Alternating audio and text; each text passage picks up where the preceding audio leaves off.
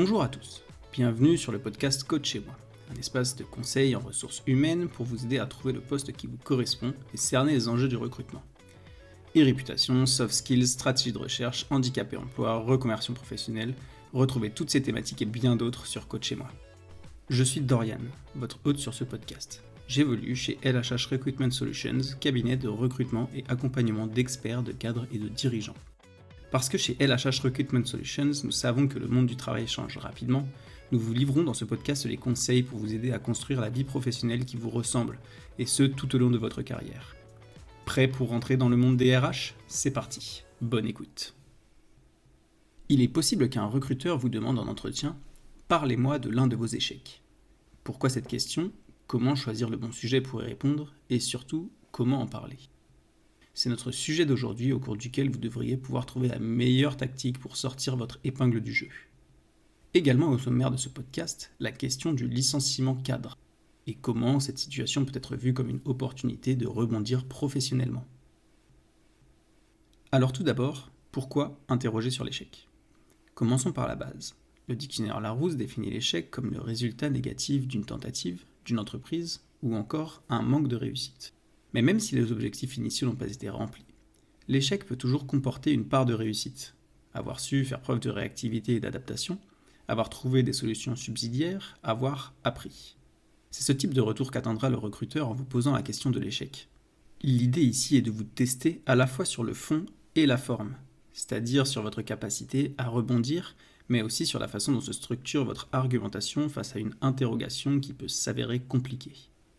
Sur le fond, le recruteur souhaitera à la fois comprendre ce qui a provoqué l'échec, comment il a été surmonté et ce qui en a été tiré.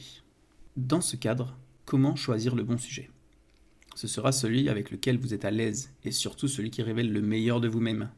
La question de l'échec est délicate et mérite de la préparation. Réfléchissez-y en amont de l'entretien et définissez l'événement que vous souhaitez relater, ainsi que la façon de le raconter et surtout ce que vous en avez retiré. Soyez humble, n'essayez pas de nier ou de repousser la question, et bien sûr, choisissez un exemple que vous avez réellement vécu.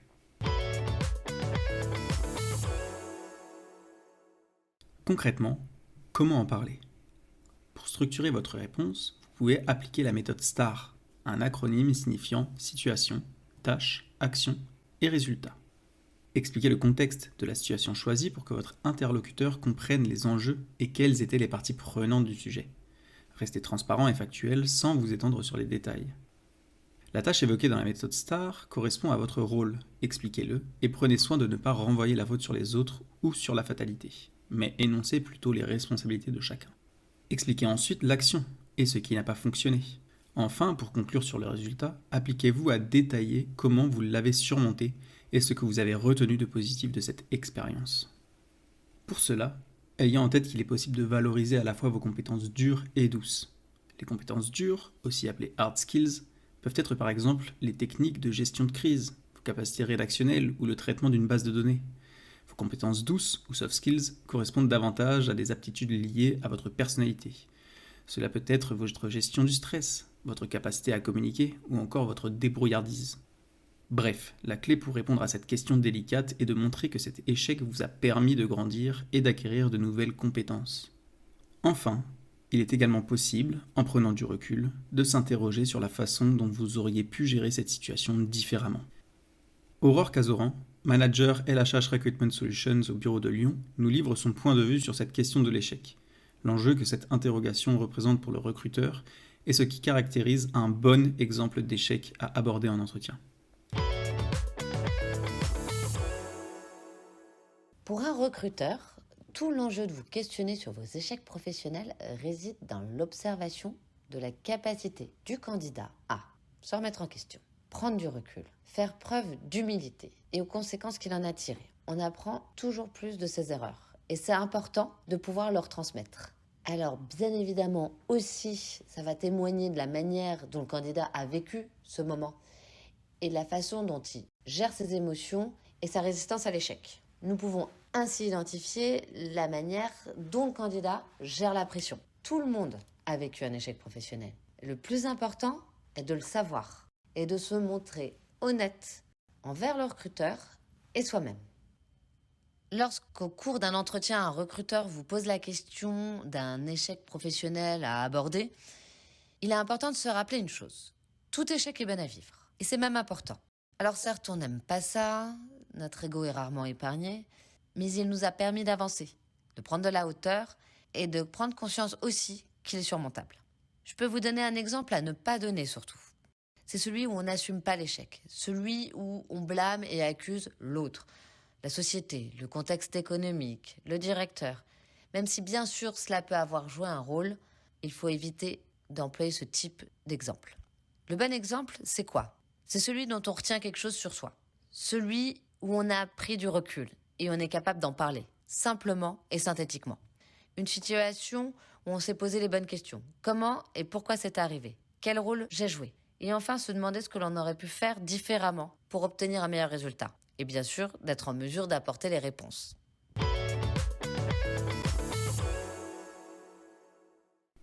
Zoom désormais sur une situation spécifique d'échec professionnel, le licenciement. Comment gérer au mieux cette transition ? Comment rebondir pour en faire une opportunité ? Un licenciement peut être plus que déconcertant, que l'on soit cadre ou non.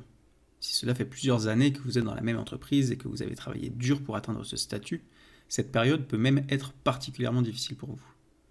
Pourtant, une perte d'emploi est l'occasion de rebondir sur de nouveaux projets. Un accompagnement sur mesure, adapté à vos attentes et vos besoins, vous permettra de tirer parti de cette nouvelle étape professionnelle.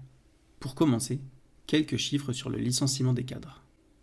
Moins touchés par le chômage que les salariés non cadres, les cadres connaissent le plein emploi depuis des années et l'on observe par ailleurs que les intentions de recrutement de cadres progressent. L'occasion pour vous de rebondir efficacement après la perte de votre emploi. Cette situation peut même être l'opportunité pour vous de changer complètement de secteur d'activité. 83% des cadres pensent d'ailleurs à une reconversion professionnelle ou sont déjà passés à l'acte. Alors, comment rebondir après une rupture de contrat ? Avant de prendre toute décision pour le futur de votre carrière, vous pouvez d'ores et déjà réaliser un bilan de compétences. Il vous permettra de définir vos talents, vos besoins et vos préférences en matière de poste. Préférez-vous travailler en autonomie ou en équipe ? Aimez-vous aider ou manager les autres ? Désirez-vous acquérir de nouvelles compétences ? En bref, c'est une excellente façon de repartir sur de bonnes bases en se posant des questions pertinentes pour repréciser son projet professionnel et ses nouvelles attentes. Si votre raison s'éclaircit et que vous savez où aller, c'est le moment de concrétiser votre projet. Commencez par optimiser votre candidature avec un CV et une lettre de motivation actualisée et adaptée au secteur visé. Vous pourrez ensuite vous lancer dans la recherche d'emploi. Si vous souhaitez profiter de cette période pour développer de nouvelles compétences, ce peut être également l'occasion de vous lancer dans une formation ou une VAE, validation des acquis de l'expérience. Aurore Cazoran nous partage quelques conseils dans le cadre d'un licenciement et de la recherche d'un nouveau contrat.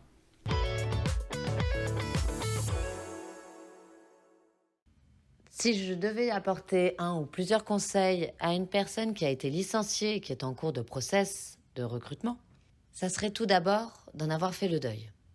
Ensuite, simplement et essentiellement, de ne pas mentir, de dire les choses de manière synthétique. Un licenciement peut arriver pour plusieurs raisons. Il y a toujours deux parties, l'entreprise et soi. Mais peut-être que vous avez perdu l'énergie, le plaisir, l'intérêt, peut-être que vous ne croyez plus au produit ni à la solution. On peut s'être lassé. On a le droit d'avoir envie de changement. Le tout est de le reconnaître et de le savoir. Si en revanche vous avez commis une faute majeure, ça aussi ça peut arriver. Là également, il faut l'assumer. Et comme on l'a déjà dit auparavant, être en mesure de l'expliquer et d'indiquer ce qu'on a retenu, ce qu'on ne refera plus. Et le plus important dans tout ça, gardez dans un coin de votre esprit. Un licenciement peut être une opportunité pour rebondir, se poser les bonnes questions et peut-être mieux choisir son projet professionnel et sa prochaine entreprise.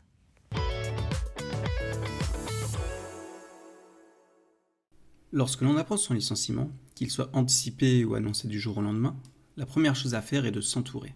Vos proches sont là pour vous écouter, mais ils ne sont pas les meilleurs interlocuteurs pour vous conseiller sur votre carrière. L'idéal est d'en parler à un ou plusieurs experts en ressources humaines. Que vous souhaitiez retrouver un poste similaire ou non, les consultants RH peuvent vous guider pour retrouver un contrat. Spécialisés dans votre domaine d'activité, ils vous aident par exemple à mettre en avant vos compétences en gestion ou management dans votre nouvelle candidature.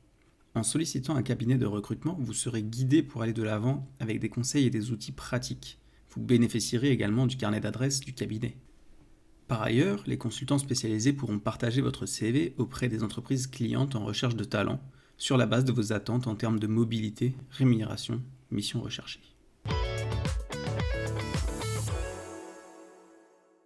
3 mots pour conclure. Tout d'abord, persévérer. C'est parfois plus facile à dire qu'à faire, mais il est essentiel de continuer à rester dans l'action et de bien se faire accompagner pour rebondir. Ensuite, il faut relativiser. Changer de perspective pour identifier ce que l'on a pu apprendre de ces expériences et également avoir en tête que très souvent, l'échec n'est qu'une question de point de vue. Enfin, anticiper, car il est essentiel de se préparer à la question de l'échec en entretien afin de ne pas être pris de court et de pouvoir répondre de la façon la plus valorisante à cette épineuse interrogation. Merci à tous pour votre écoute, nous espérons que ce contenu vous a plu. N'hésitez pas à partager ce podcast à votre entourage et à nous faire parvenir vos commentaires, ressentis et expériences sur nos réseaux sociaux. Rendez-vous sur lhh.com pour découvrir plus de conseils et les clés pour vous épanouir dans un monde du travail en perpétuel changement et trouver votre prochain défi professionnel. À bientôt.